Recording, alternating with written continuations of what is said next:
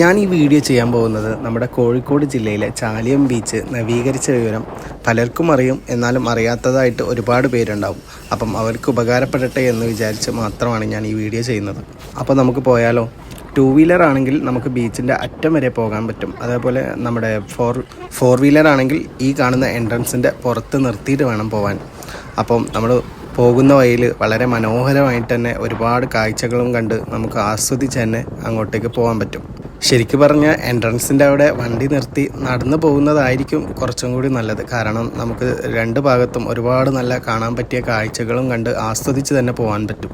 നമ്മൾ ഏകദേശം ബീച്ചിലെത്തി. ഞാൻ കുറച്ച് നേരത്തെ ആയതുകൊണ്ട് ലൈറ്റിങ്ങും കാര്യങ്ങളൊക്കെ വളരെ കുറവായിരുന്നു. എനിക്ക് തോന്നുന്നു ആഫ്റ്റർ 6 o'clock പോവുകയാണെങ്കിൽ ഒന്നുകൂടി നന്നായിരിക്കും. അതേപോലെ തന്നെ ഞാൻ വീക്കെൻഡ് അല്ലാത്തൊരു ദിവസമായിരുന്നു പോയത്. വീക്കെൻഡിലൊക്കെ പോകുമ്പോൾ ഒരുപാട് തിരക്കും ആൾക്കാരും എല്ലാം തന്നെ ഇവിടെ ഉണ്ടാവും.